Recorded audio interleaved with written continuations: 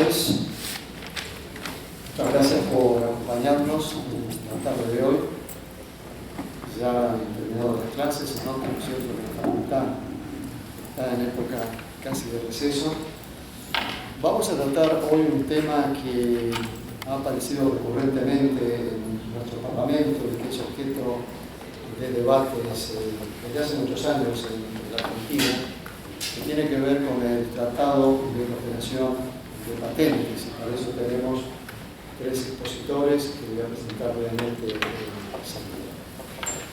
Como ustedes saben, para conseguir una patente en la mayor parte de los países es necesario que se denomine un examen de fondo, pero en los países, sin embargo, que registran patentes sin examen, pero cada vez son menos países. Por ejemplo, Sudáfrica, que tiene este régimen, se está moviendo a un sistema de examen de patentes, por lo menos en algunos sectores críticos, como es el caso del sector farmacéutico. Este examen tiende a asegurar que cuando se concede una patente que representa una derogación muy drástica del principio de la libre circulación de las ideas, se lo haga cuando hay una justificación desde el punto de vista de las características de la invención que es sometida a un derecho exclusivo. Para los economistas es un monopolio legal, lo que significa excluir a terceros del uso del conocimiento patentado. Los criterios de patentabilidad entonces juegan un papel importante, representan una expresión de políticas públicas, en el sentido de que si los criterios de patentabilidad son laxos, esto permitirá la concesión de numerosas patentes, incluyendo casos en donde la invención supuestamente protegida no tiene características de altura inventiva significativa o a veces de novedad, según cómo se evalúe, o bien la aplicación de criterios más rigurosos que tienden a que se conceda este monopolio legal, esta posibilidad de excluir a terceros del uso de un cierto conocimiento cuando se reúnen los requisitos de altura inventiva con un cierto grado de exigencia en cuanto a la contribución tecnológica que se hace con la invención protegida. Entonces, distintos países tienen diversas políticas al respecto. En Estados Unidos, por ejemplo, se conoce bien que los criterios de patentabilidad son muy laxos, lo que permite la concesión de un número muy alto de patentes, si no me equivoco ahora, en el orden de 300.000 patentes por año o más. Otros países siguen políticas de aplicación de criterios más rigurosos, lo que lleva a una concesión de patentes en un número inferior. La Oficina de Patentes Europea, por ejemplo, tiene un mayor rigor comparativamente de Estados Unidos, y otras oficinas, como puede ser el caso hoy de la Oficina de Patentes de Argentina, la de Brasil, la de Egipto, tienen criterios que apuntan a que se conceda una patente cuando se ha demostrado que existe una contribución técnica significativa, es decir, que se ha reunido un criterio de altura inventiva en particular, examinado con cierta rigurosidad. Esto entonces determina la medida en que el conocimiento es apropiado, sujeto a este régimen de exclusividad, o el conocimiento puede continuar en el dominio público, lo que tiene efectos muy significativos en diversos sectores, como puede ser el sector vinculado con la agricultura, por ejemplo, eventos transgénicos de modificación de semillas, o el caso de los productos farmacéuticos, en donde, como seguramente ustedes saben, la cuestión de patentes ha sido y sigue siendo muy debatida, en particular la medida en que las estrategias de producción de patentes pueden afectar indebidamente el ingreso de productos genéricos al mercado cuando no hay una innovación genérica. Bien, el Tratado de Cooperación de Patentes apuntó a facilitar la obtención de patentes a nivel internacional. Es un orgullo para nosotros mencionar que uno de los miembros del CEIDE, del Consejo del CEIDE, Carlos Villalba, fue un negociador del Tratado de Cooperación de Patentes por parte de la Argentina en su momento. Si bien la Argentina no adhirió a este tratado con posterioridad, es uno de los pocos países de América Latina que está en esta situación. El tratado tiene una membresía bastante amplia. Hay unos países, como en el caso de Argentina, que por las razones que probablemente se van a discutir enseguida, hasta ahora no ha dado su consentimiento para adherirse a este tratado. El objetivo central entonces del PST es facilitar el patentamiento en el exterior. Ha habido argumentos en el sentido de que un país como Argentina sería conveniente adherir al tratado porque esto facilitaría el patentamiento de argentinos en el exterior, instituciones universitarias, empresas, etc.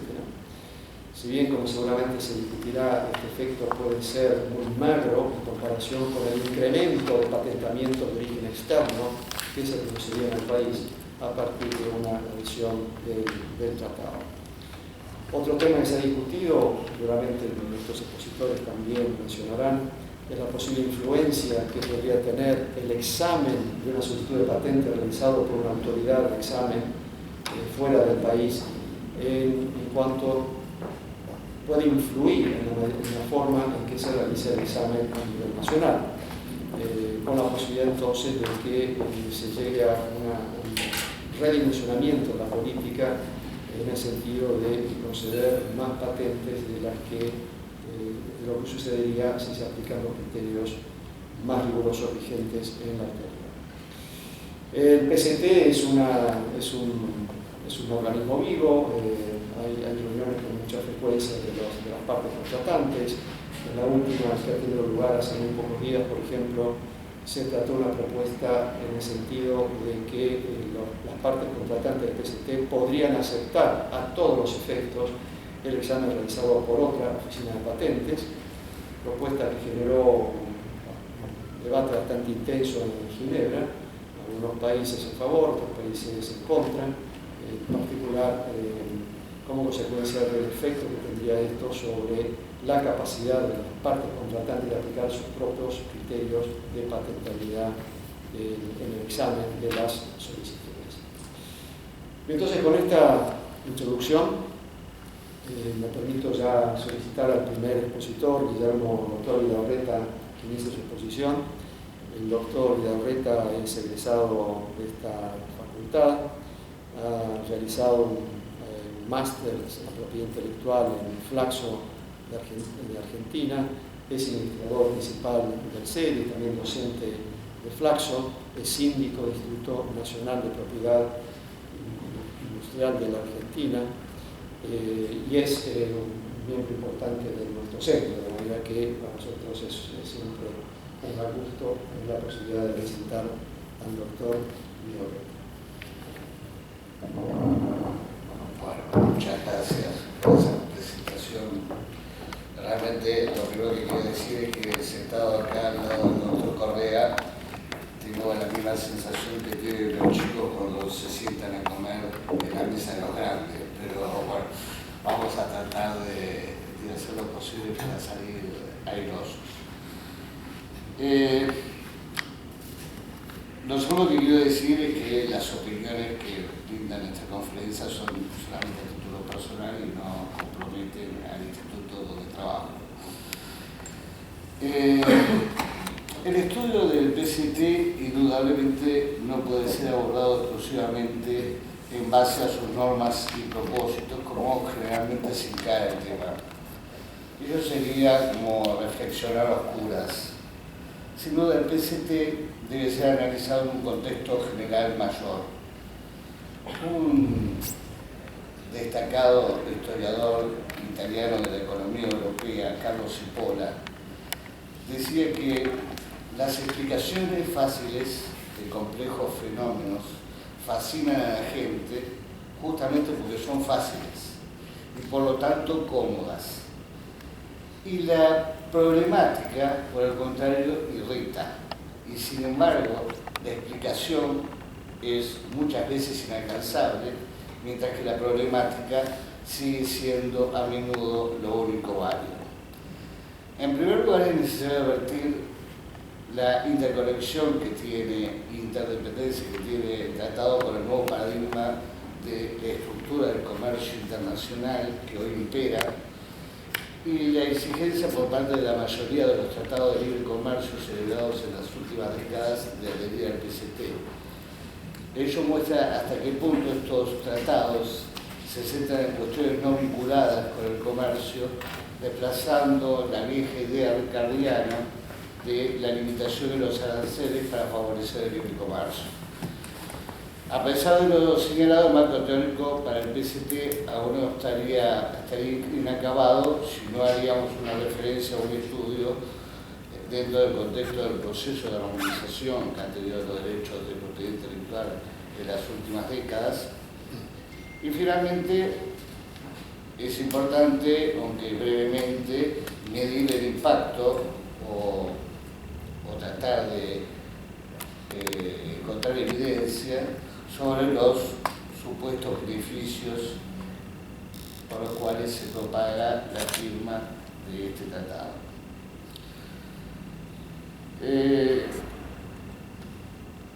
Susan Strange afirma que los cambios políticos y tecnológicos ocurridos en las 3 últimas décadas del siglo XX ampliaron fenomenalmente la extensión de los mercados y favorecieron la creación de nuevos paradigmas en la estructura de producción. Así, el comercio de servicios y bienes intensivos en capital, la fragmentación de los procesos productivos y los avances en los transportes y las comunicaciones facilitaron la localización de las empresas en distintos lugares del mundo. Entonces las empresas necesitaron nuevas reglas internacionales para garantizar su actividad y de este modo los intereses de las firmas tuvieron un rol protagónico en la agenda diplomática de los países. Tuvieron y tienen. De ahí que a partir de la década de los 80 el rol de las empresas era protagónico, limitando la capacidad de regulación de los estados. Los avances tecnológicos llevarán a las grandes firmas a preocuparse por el predominio del conocimiento para monopolizar los mercados mediante la imposición de severas normas protectoras de derechos intelectuales y de otros aspectos no vinculados al comercio, pero que sirven al mismo tiempo a ese fin.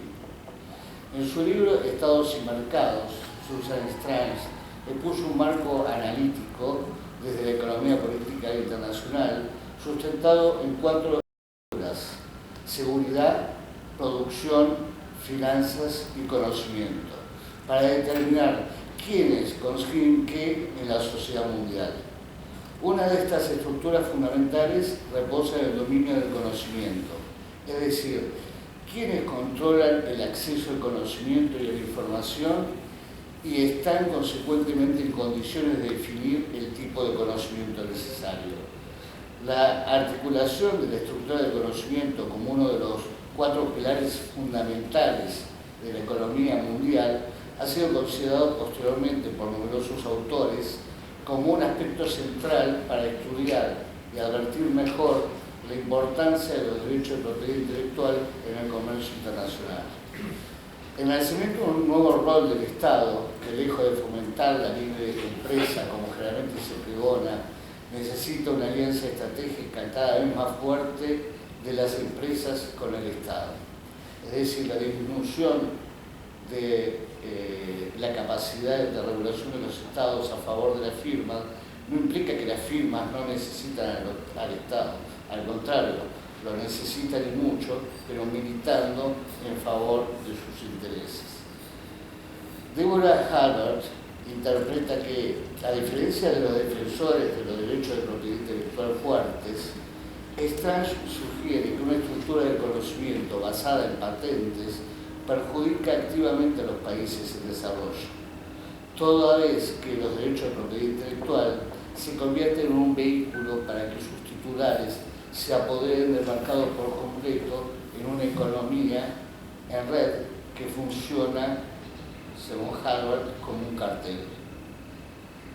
Halbert, en una reciente publicación, también remarca que la articulación de la estructuración del conocimiento de Strange como uno de los pilares esenciales de la economía mundial es central para resaltar mejor la importancia de los derechos de propiedad intelectual en el comercio mundial. Strange sugiere que preguntar quién o qué está ejerciendo las funciones de autoridad o responsabilidad y con qué efecto de resultados resulta una forma útil de investigar las estructuras económicas políticas. En tal sentido, y siguiendo el camino trazado por Strange, podríamos hacernos, como un planteo previo, la siguiente pregunta: ¿quiénes consiguen qué con el PST? Así tenemos una estructura conceptual que nos permite entender por qué los países desarrollados bregaron para incorporar al GATT materias relativas a cuestiones hasta entonces ajenas a ese ámbito. Esto explica las aspiraciones de los países desarrollados en el GATT: liberalización del comercio internacional de servicios, regulación de los derechos de propiedad intelectual y regulación de las inversiones relacionadas con el comercio. La idea de desplazar el debate de la propiedad intelectual de la OMPI al GATT se hizo más imperiosa para los países desarrollados debido a los cambios señalados en el orden mundial y la necesidad de armonizar el derecho de patentes en consistencia con esos fines. Al TRIPS le siguieron una miríada de tratados, tanto en el ámbito bilateral como multilateral, para ampliar aún más los estándares de protección establecidos en ese acuerdo. El TRIPS, que generó un gran impacto en los países subdesarrollados por sus altos estándares de protección, sin embargo, no dejó satisfecho a los países desarrollados. En el seno de la OMPI se sancionó el Tratado de Derecho de Patentes, el PLT, en Ginebra en el año 2000, que tiene por objeto armonizar los derechos adjetivos de patentes, mientras que se encuentra en debate de la OMPI el Tratado de Derecho Sustantivo de Patentes, tendentes a regular internacionalmente el derecho de forma. A estos tratados es menester adicionar todos los tratados bilaterales de comercio firmados por Estados Unidos y la Unión Europea, dado que en todos ellos se incorporan capítulos muy exigentes en materia de propiedad intelectual, que no solo tienden a limitar las flexibilidades del TRIPS, sino además establecer estándares de protección superiores mediante cláusulas TRIPS Plus y cláusulas TRIPS Extra.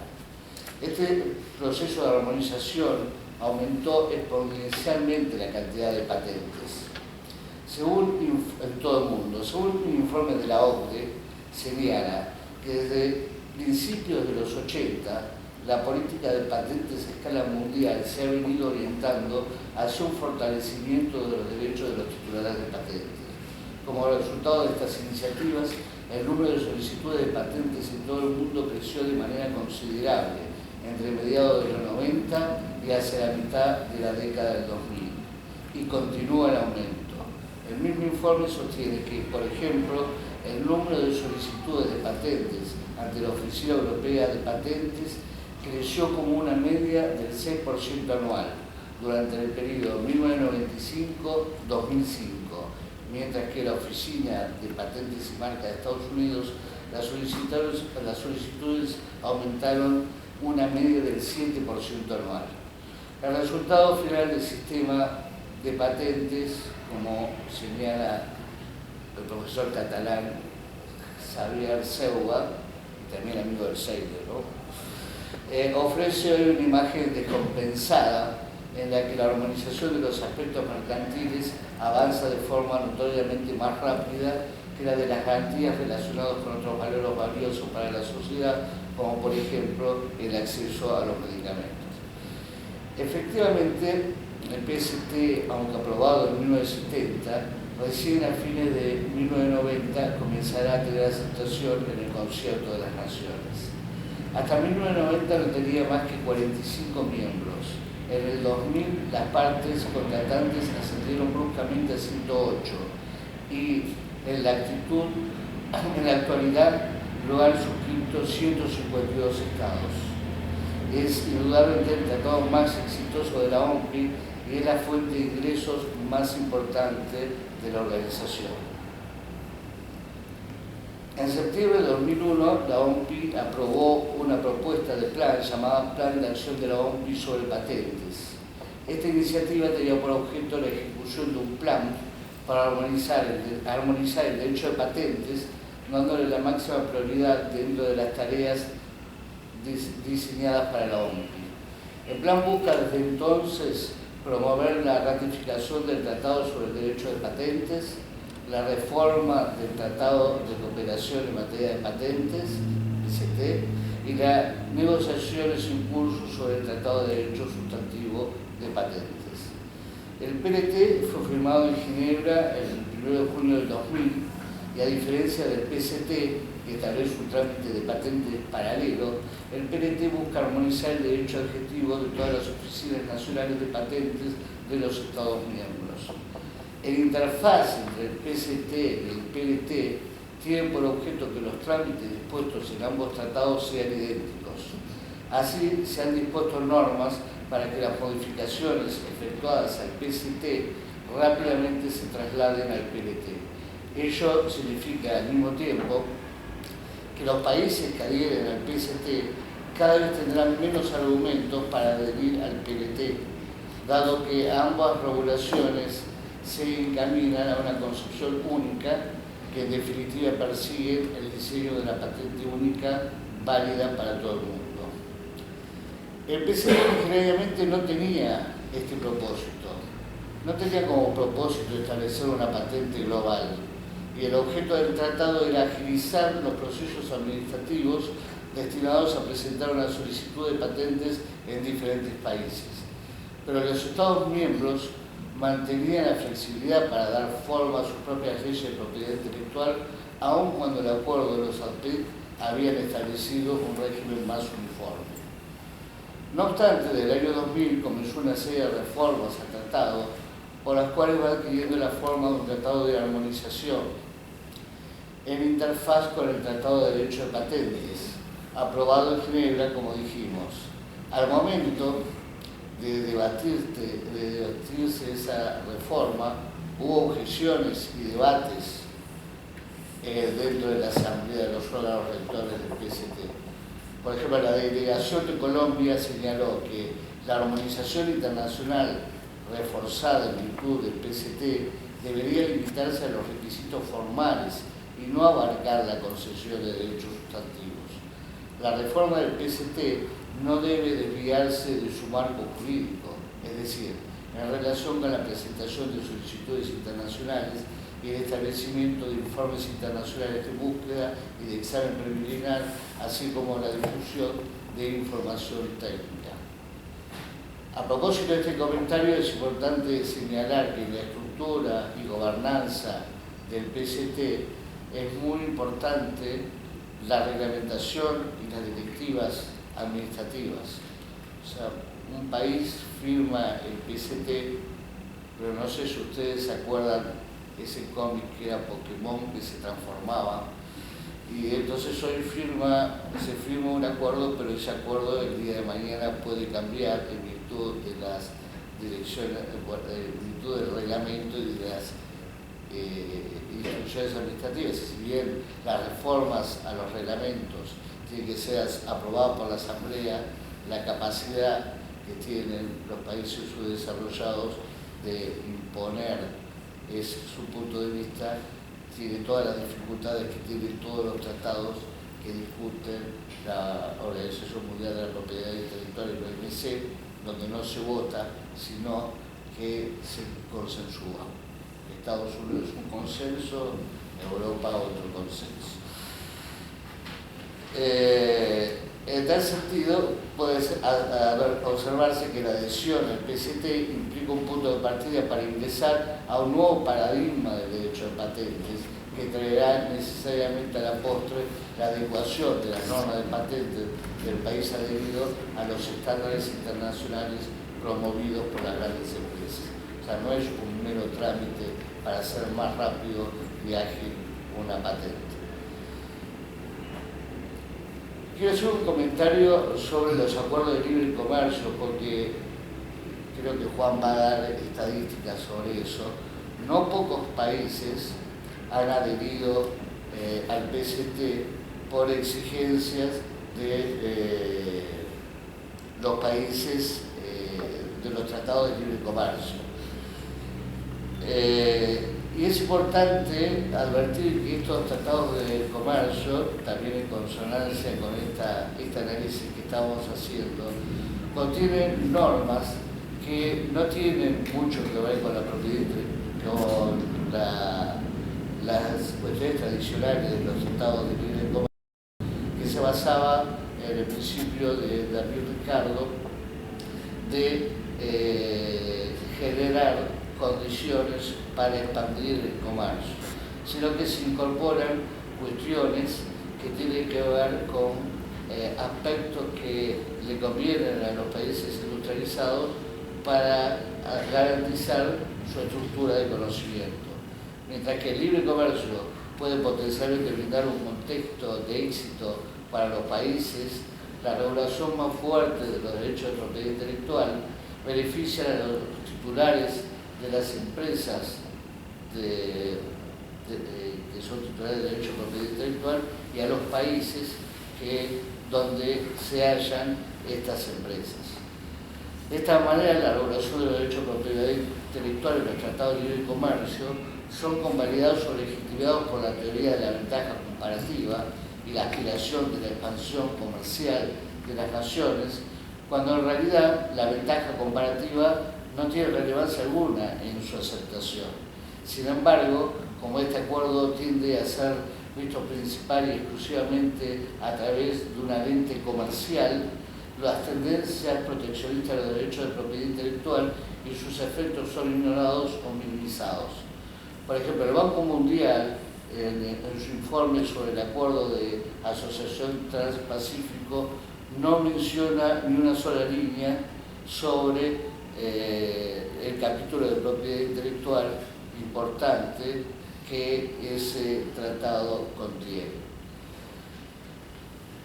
Esto desorienta a algunos analistas. Por ejemplo, Ana María Pacón sostiene que tampoco queda claro cuál es el interés comercial de los Estados Unidos en celebrar estos tipos de tratados. En muchos casos, el comercio con estos países no llega al 1% de su balanza comercial. Parecería más bien que el interés de los Estados Unidos es más político o lograr una elevación de los estándares de protección poco a poco, de modo que luego en la OMC su capacidad de negociación se aumente y concentre y le facilite para negociar con los otros países. El Premio Nobel de Economía, Paul Krugman, cuando analizaba el Tratado Transpacífico, que ahora tomó distancia del libre comercio, estaba sorprendido y no podía entender por qué había tanto interés en este acuerdo. Y entonces, desde su blog de New York Times, escribió: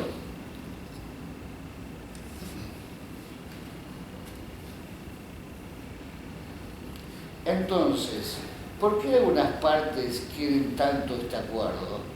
Porque, así como ocurrió en muchos otros acuerdos de comercio negociados en los últimos años, los aspectos de propiedad intelectual son más importantes que los aspectos comerciales. Documentos filtrados, porque todos estos acuerdos de libre comercio se realizan con un gran secretismo, documentos filtrados sugieren que Estados Unidos está tratando de aumentar y mejorar radicalmente la protección por patentes y derechos de autor. Esto es debido en gran parte por Hollywood y las compañías farmacéuticas antes que por las exportaciones convencionales. Estos tratados de libre comercio exigen la firma de diversos tratados de propiedad intelectual y entre ellos el PCT. El PCT, con el éxito obtenido que implica la adhesión del 90% de los países del planeta, constituye hoy con el TRIPS y el Tratado de Libre Comercio el tridente eficaz de las grandes corporaciones para ejercer la gobernanza del conocimiento a nivel global. Así, los países desarrollados, muy particularmente Estados Unidos y la Unión Europea, promueven acuerdos de libre comercio que tienen muy poco de regulación respecto de las cuestiones arancelarias y pararancelarias, pero capítulos importantes en materia de derecho de propiedad intelectual. Haggard concluye: que los países que aborden estos tratados de libre asociación desde una perspectiva exclusivamente comercial y no a través del prisma del conocimiento, estarán más dispuestos a sacrificar sus intereses a largo plazo con respecto a la creciente estructura del conocimiento, cuya importancia sería fundamental en el futuro, ya que, como se ha señalado, la importancia sobre el control de la producción decaerá. Bueno, ya terminé. Bueno, termino acá.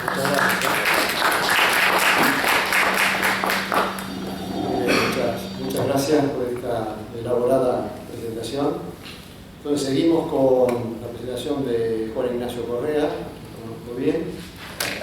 Él cursó también estudios de abogacía en esta universidad, ha hecho un magíster de propiedad intelectual en Rayo Argentina y también ha hecho un magíster del programa de propiedad intelectual de la Universidad de Turín y de la OMPI el año pasado, es investigador también del CEDIE. Ha sido asesor en la Dirección de Coordinación Política del Ministerio de Agricultura y actualmente es jefe de gabinete del INAH.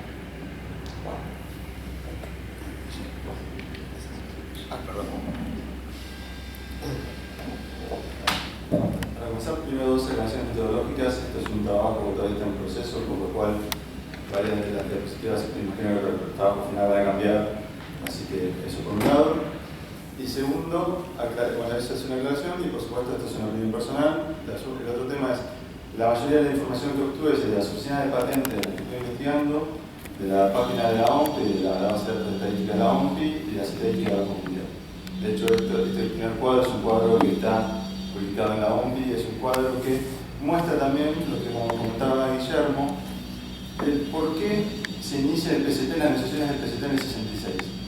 En el 66, dentro de lo que era el Consejo del Convenio de París, Estados Unidos presenta una propuesta para lo que sería hoy lo que conocemos como el Tratado de Recuperación en materia de patentes. Esto se basaba en los fundamentos en que ellos consideraban que había un mayor número de solicitudes en sus oficinas principalmente y buscaban un sistema internacional que redujera costos y fuera eficaz y cedés para poder alcanzar la solicitud de patente. Este cuadro muestra, lamentablemente, está un poco corrida de imagen, pero vamos a ver. La cantidad de solicitud de patente en las principales oficinas, ¿sí? Estados Unidos, Japón, China, Corea y la Oficina Europea de Patentes. Como ven, hay un incremento en la década del 60, pero no es un incremento significativo, como si vamos a un incremento posterior, ya para la década del 80 y por supuesto entrado ya en la época del TRIPS y el 2000. Que eso también coincidía un poco con la vez que hizo el doctor Vidorreta sobre la temática. El cambio de paradigma en lo que fue lo referente de los derechos de propiedad intelectual, en particular, lo que yo considero que también fue la Declaración de Punta del Este en el 86, hizo un cambio significativo tanto de los países que comenzaron a adherirse al PCT, como el cambio en el contexto global en materia de patentes. Entonces, como les comentaba recién, las negociaciones se inician en el 66, es una propuesta de Estados Unidos, se inicia la conferencia diplomática en el 70, que es la que da inicio al PCT, que como bien dijo Guillermo, recién entra en efecto en el año 78 con 20 miembros. Estos 20 miembros, los que vamos a hablar es Brasil, que es uno de los primeros miembros que tiene el PCT, y después vamos a hacer una comparación con Chile.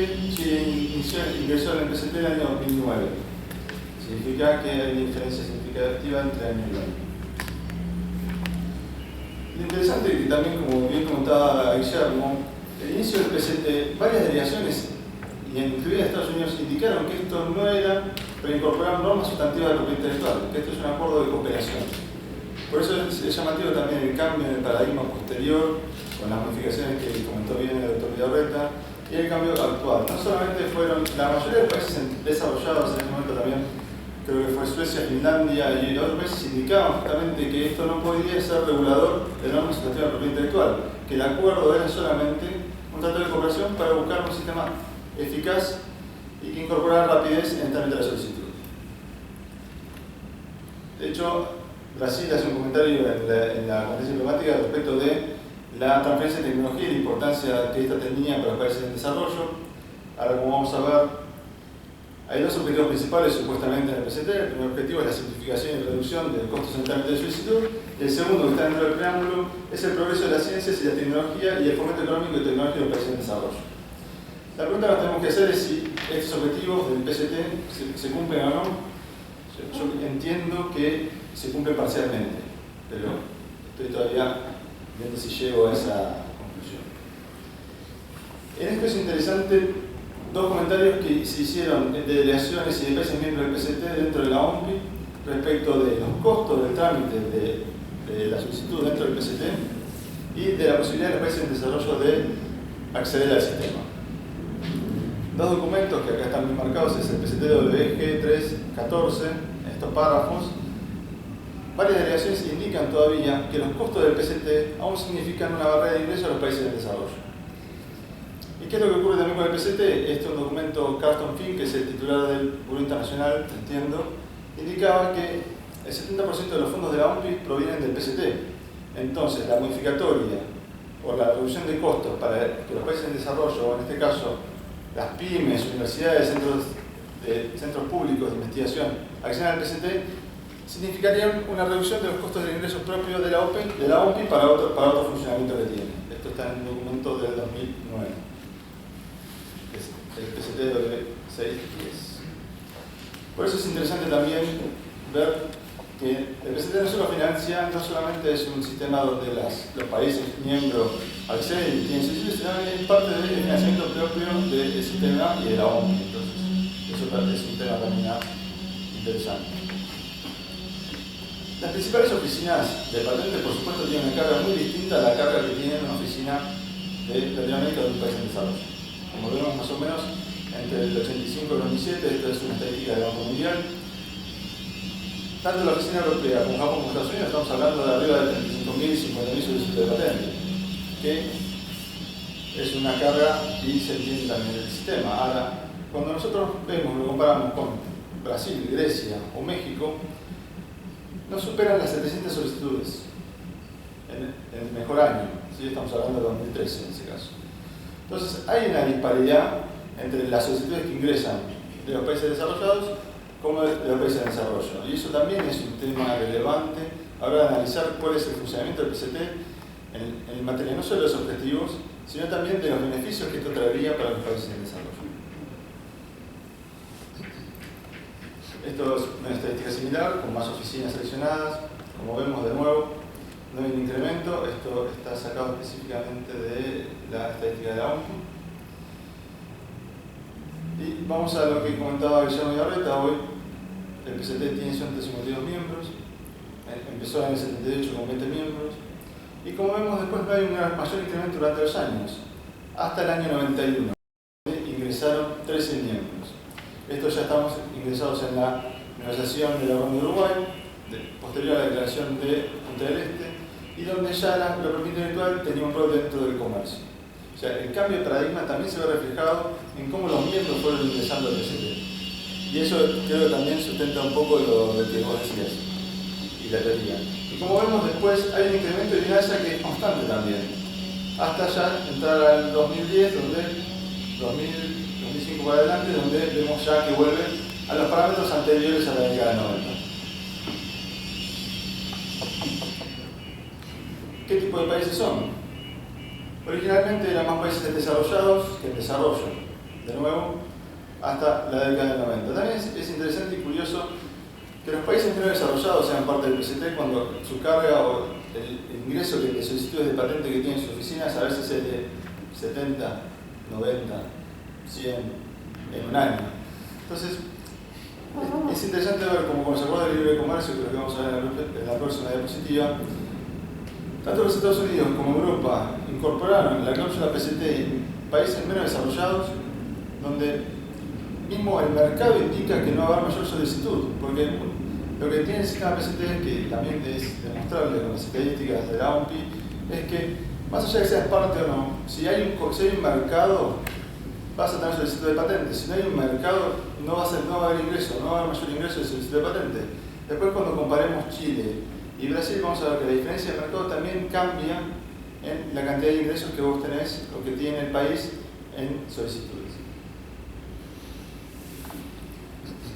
Esto es lo que comentaba el doctor Ibarreta antes. Tanto Estados Unidos como la Unión Europea incorporaron acuerdos de libre comercio en la cláusula PCT. De los 34 De los 38 acuerdos de libre comercio que tiene la Unión Europea, en 21 incorporaron la cláusula de ratificación, adhesión o de mantenimiento de las normas del PCT.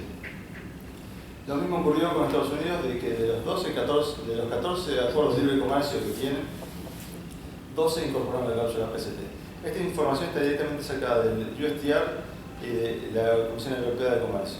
Es información propia de la página de ellos. ¿Qué es interesante es ver, dentro del marco de las negociaciones, qué países durante la negociación de estos acuerdos comerciales ratificaron el PCT. En total son 23. 23 países, la mayoría en desarrollo, o todos en desarrollo, o menos desarrollados, incorporaron el PCT en el marco de estos acuerdos de libre comercio. Que esto también cumpliría otra de las preguntas que hiciste recién. Y es interesante ver cuál es la finalidad de incorporar este acuerdo, estas cláusulas PCT o este tipo de sistemas en países que la carga de las oficinas o mismo el ingreso de patentes que tienen a veces es minúsculo. Y en eso yo coincido que es más por estandarización o armonización a nivel internacional de subir los estándares permanentemente que de tener un objetivo final, porque en realidad no cambian comercialmente o no ingresan solicitud de patente en estos países. Caso de Brasil. Brasil tiene alrededor de, hoy podemos decir, 27.000 solicitudes de patente que ingresaron en el 2014. Pero veamos que lo que ingresa es de no residentes, significa que son de extranjeros, no de los residentes de Brasil. En el caso de residentes, el pico en el 2014 no va a ser mayor a 6.000 solicitudes de patente. Lo que implica también es quién es el dueño de la tecnología o de quién es el que va a tener el monopolio o el control sobre diferentes productos. En este caso, como veremos después, es sobre biotecnología, productos farmacéuticos y productos químicos. O sea, ¿quiénes son en definitiva los que van a tener el monopolio dentro del país? Justamente el PCT, una de mis conclusiones es que incentiva aún con mercado sin mercado el ingreso de solicitudes extranjeras, que en definitiva lo que terminan logrando es el bloqueo, por el bloqueo mismo de la tecnología en un país en desarrollo. Esto es interesante. Ustedes saben que Brasil tiene un gran atraso en lo que son las concesiones de las patentes, pero acá lo que vemos es que las solicitudes de residentes, por supuesto, de extranjeros están mucho más arriba de lo que serían tanto las concedidas de los residentes como de las concedidas de los extranjeros. Las concedidas de los extranjeros están más cerca de los 5.000 y de los residentes están más cerca de 7. Imagínense que hay una gran diferencia en lo que es la tecnología. Estamos acá, el cual igual ejemplifica, estamos hablando de en el 2017 714 contra 4.724.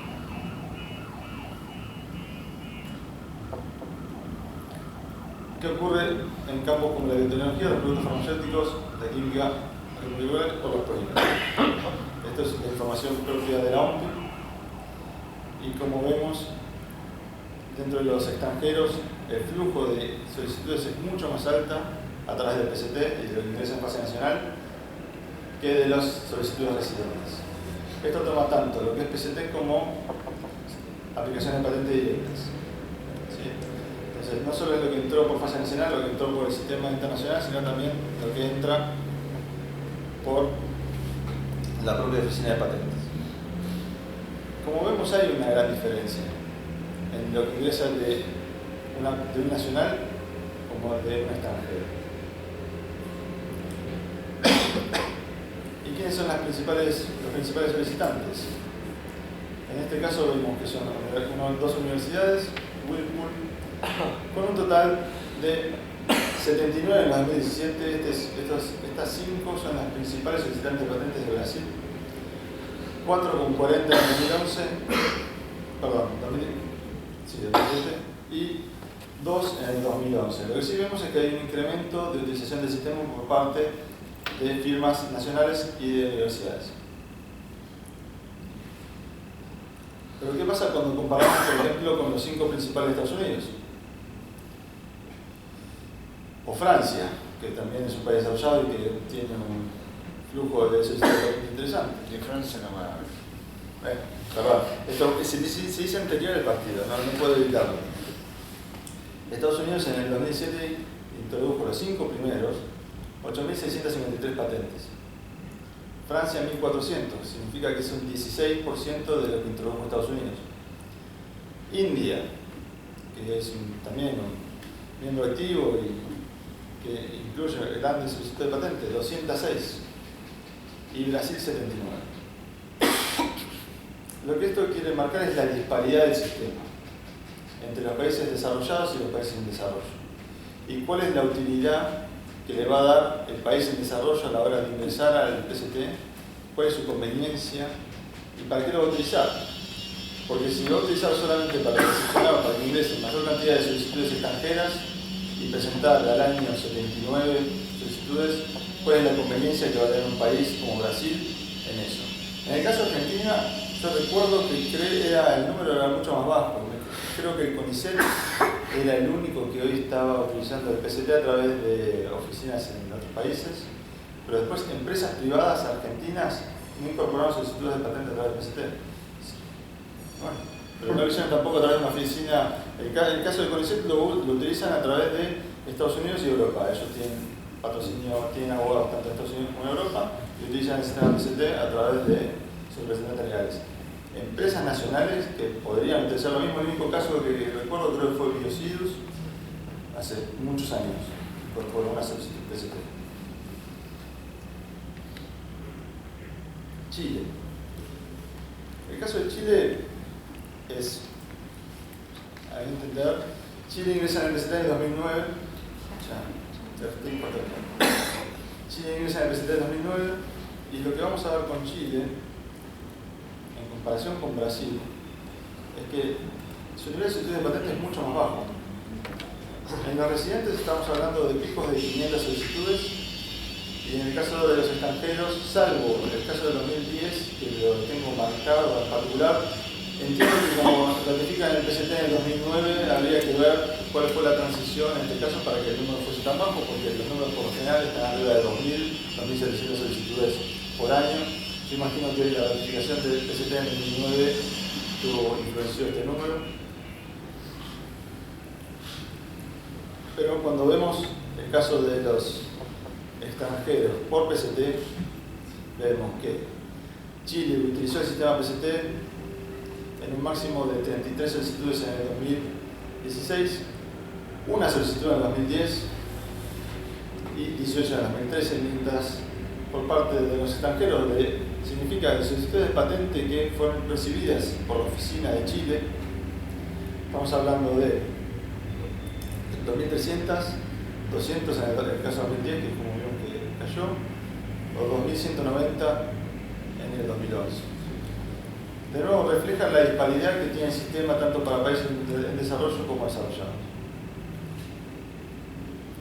Lo mismo ocurre con los productos farmacéuticos, la biotecnología o la industria química. Estamos hablando de máximos de 38 o 40 solicitudes en el caso de los residentes, y de 200, 400. Y en este caso, en este tema también es ver si, por ejemplo, para Chile es interesante la biotecnología, porque en Argentina la cantidad de solicitudes de biotecnología son mucho más altas que las que tiene Chile, pero por lógica. No solo por la industria de las semillas o lo que es la biotecnología agrícola, que es la que también es parte productiva del país.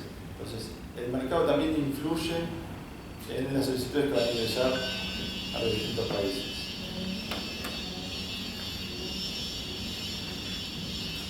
Y lo mismo ocurre con las solicitudes tanto concedidas por solicitud PCT como por solicitud directa.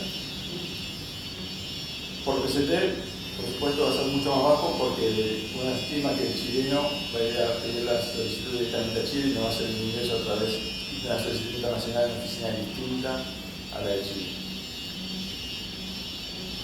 Y por último, Chile sí es un caso donde ha utilizado el PCT, las universidades chilenas han utilizado el PCT. De hecho, son las principales solicitantes del sistema. En este caso no hay ninguna industria, de las que surjan de.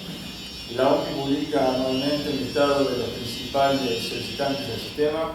En el caso de Chile, lo único que surgió son las universidades, no empresas.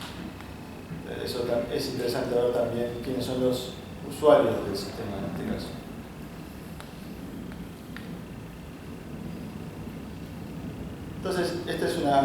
son apenas conclusiones a las que estoy llegando.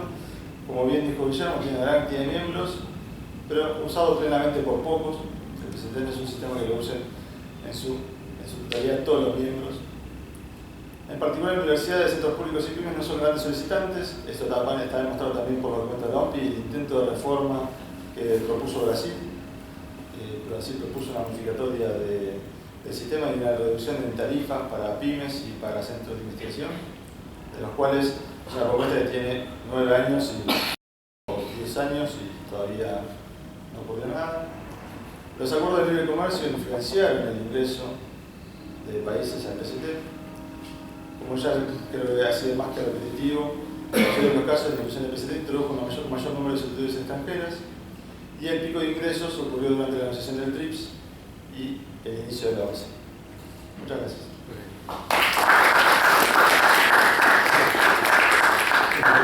Muchas gracias, Juan, por esta información, estos datos. Para aquellos que no están familiarizados con el Tratado de Protección de Patentes, solo para señalar que la forma en que el PCT facilita el patentamiento de solicitantes del exterior es a través de lo que se denomina una solicitud internacional, es decir, se hace una solicitud en donde se indican los países en los cuales el solicitante tiene interés de obtener la protección de una determinada invención. Esta solicitud es objeto de un estudio en alguna de las oficinas internacionales y en algunas oficinas de patentes como de Estados Unidos, en el caso de América Latina, de Brasil y Chile, que actúan como oficinas de primer estudio de esa solicitud. Pero una vez concluido lo que llama la parte internacional o la fase internacional de la solicitud de patentes, el solicitante va al país que le interesa obtener la protección y concluye así lo que se denomina la fase nacional. Entonces, es a través de este mecanismo de la solicitud internacional y de un examen realizado en algunas oficinas que actúan como autoridades en el marco del PCT que se facilita la protección a nivel internacional y además se extienden los plazos. Bajo el Convenio de París hay un plazo de 12 meses para hacer la presentación de la solicitud en otro país de la Unión de París. En el caso del PCT, esos plazos se extienden, lo que le da mayor margen al solicitante para obtener esa protección internacional. Entonces, finalmente, la doctora Sandra Negro, subdirectora del CELIE, tiene un nombre impresionante de estudios realizados en diversas universidades, máster en Relaciones Internacionales de esta universidad, máster en Gestión de Negocios y Formación Profesional para Integración Latinoamericana de la UCES, por cierto, doctora de la Universidad de Buenos Aires, realizó estudios de posgrado también en la Universidad de Padua, en la Academia de Derecho Internacional de La Haya, en la Organización Mundial del Comercio, es profesora titular de Derecho de Integración de la facultad, de esta facultad. Sandra.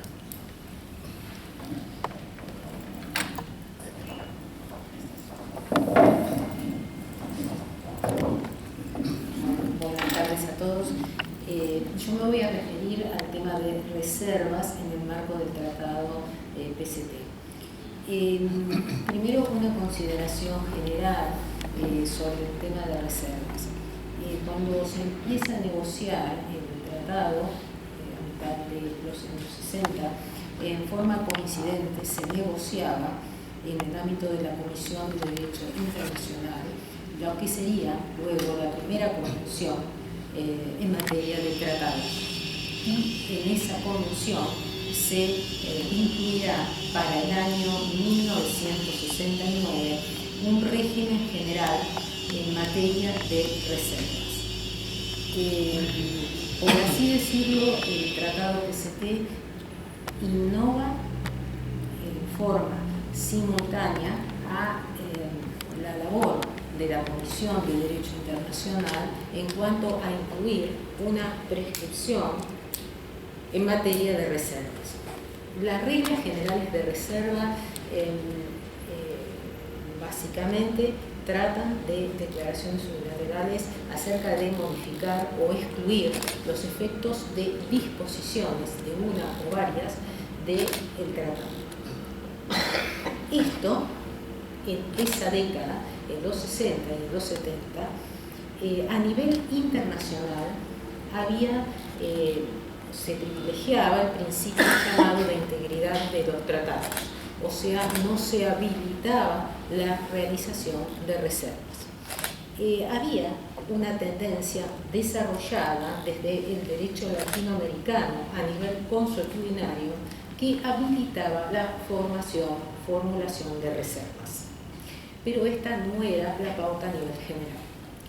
No obstante, la Comisión de Derecho Internacional se vio ante la necesidad de empezar a observar el fenómeno de las reservas por puntualmente una convención, un convenio que era de magnitud en cuanto a su objeto y fin preservado, que era el de la prevención y sanción del delito de genocidio. ¿Qué es lo que sucedió? En la práctica se comenzaron a recibir las ratificaciones en el año 51 en materia de este tratado, pero sujetas a la presentación y a la formulación de reservas. Entonces, en el año 52, la comisión por primera vez se aboca al examen. Para el año 69 finaliza este examen y hay un régimen general en materia de reservas, contemplado entre los artículos 19 a 23. En ese régimen general, la primera disposición del artículo 19 prescribe que las reservas en los tratados resultan posibles, resultan factibles. Así se verifica un cambio de paradigma en materia de formulación de reservas a nivel internacional y se abre la puerta a que los tratados específicamente reciban reservas. Las reservas, la definición de reservas está contenida en la Convención de Viena de Derechos de los Tratados. Específicamente, allí se señala en una forma negativa, se prescribe que la formulación de reservas resultará admisible siempre que el mismo tratado las prevea, siempre que el mismo tratado las prevea si es sobre disposiciones en concreto y siempre que, admitiéndose sobre disposiciones en concreto, no contraríen el objeto y fin del tratado. Entonces llegamos al año 70 a la suscripción del Tratado PCT y allí se enmarca en una disposición que es la del artículo 64, la realización de reservas. ¿Qué se prescribe en esta disposición? Se prescriben una serie de supuestos que en todo caso vamos a hacer la interpretación desde los que están prescritos en última instancia hacia los que son más específicos, que son los previstos en los 5 primeros párrafos. Los párrafos 6 y 7 del tratado prescriben lo que serían las reglas generales en materia de reserva. Específicamente se señala cómo se hace una reserva. Esta disposición uno la entiende si observa lo que les he comentado en la trayectoria histórica. En general hoy los tratados que se celebran por reservas ya prescinden de esta formalidad. Por ejemplo, allí se dice que estas reservas tendrán que ser formuladas por escrito. Por ejemplo, allí se dice también que estas reservas se podrán formular hasta el momento de la firma, de la adhesión o de la presentación del instrumento de ratificación. Y además se estipula la obligatoriedad para el director general, en este caso de la OMPI, de dar necesariamente notificación, de hacer la notificación de la reserva recibida. Todas estas disposiciones hoy estarían de más porque en términos de la Convención de Viena del Derecho de los Tratados son todas formalidades que están expresamente prescritas, entonces habría una regla general de contención.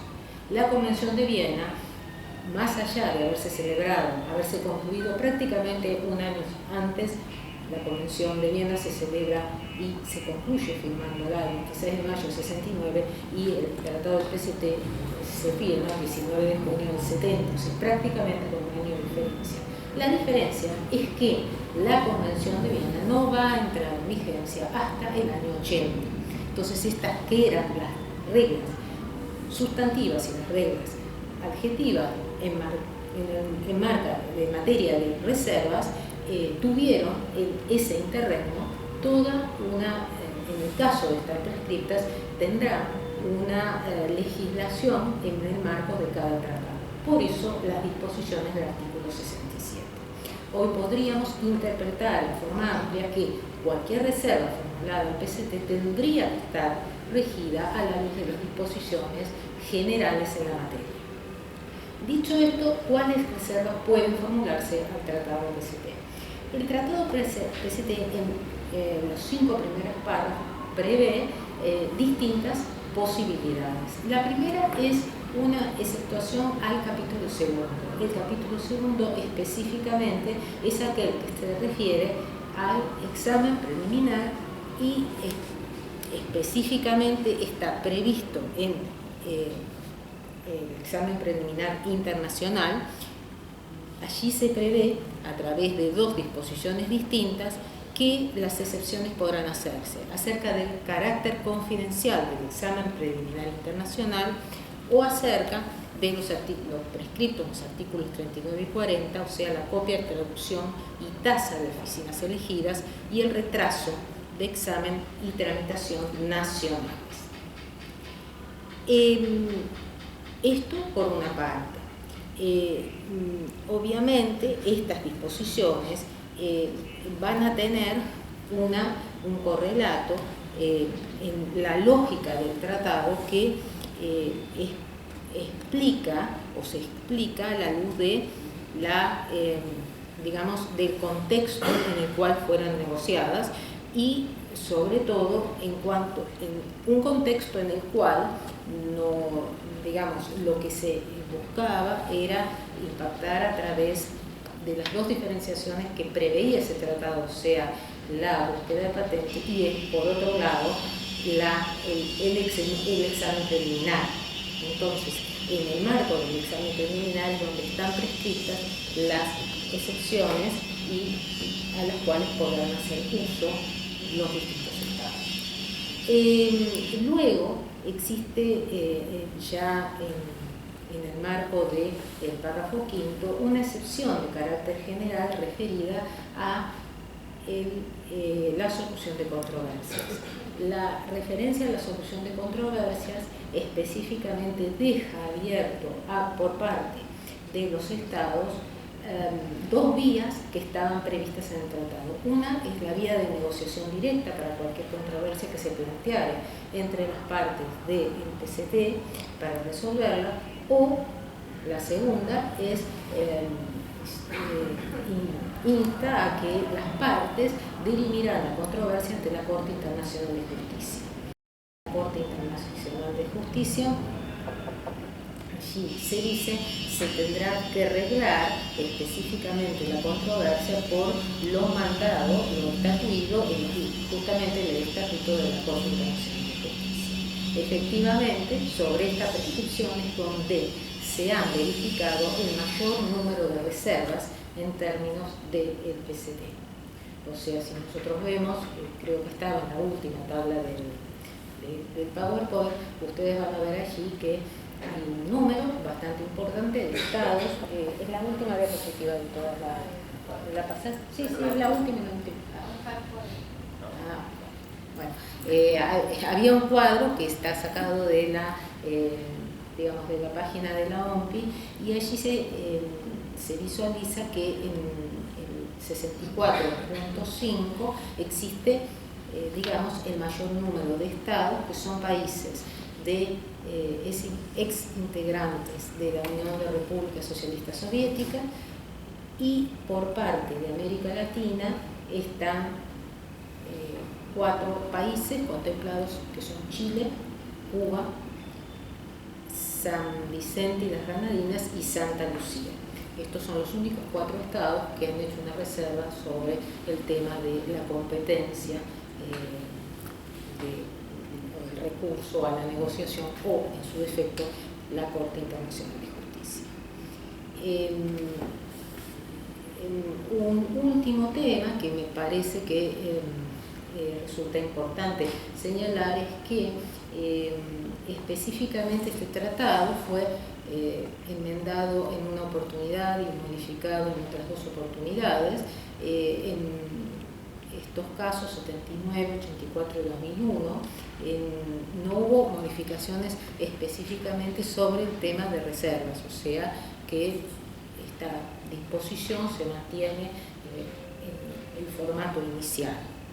Y la otra consideración que me parece importante también realizar reside en un punto que es bastante, o daría, digamos, para bastante elaboración sucesiva, guarda relación con lo que fue dicho tanto por Guillermo como por Juan. Específicamente es la introducción a través de los tratados de libre comercio de la obligatoriedad de suscribir el PCT. Muchos de estos tratados de libre comercio, una vez acordadas sus cláusulas, no tienen prescripciones sobre temas de reservas. Entonces se plantearía, es una hipótesis, digamos, de trabajo, si sería posible, en términos reales, acudir a una norma incluida en el tratado que se está adhiriendo de conformidad con lo negociado en el marco del PPC. Bueno, ahí hay algunas opiniones ya vertidas sobre los tratados de propiedad intelectual y sobre otros tratados, específicamente la posición mayoritaria se inclina en el sentido de que las excepciones contenidas en los tratados formalmente celebrados con anterioridad quedarían en pie, pero sujetas o sujetado el Estado en su capacidad de acción, limitado severamente a la luz de lo que marque ese entendimiento de este último acuerdo o acuerdo de libre comercio. O sea que la discrecionalidad que en principio reservaba o daba la facultad de reservarse en el PCT estaría en estudio a la luz de los actuales tratados de libre comercio. Por lo menos existen opiniones diversas sobre este punto. Las opiniones mayoritarias disienten con la posibilidad de hacer uso de la reserva.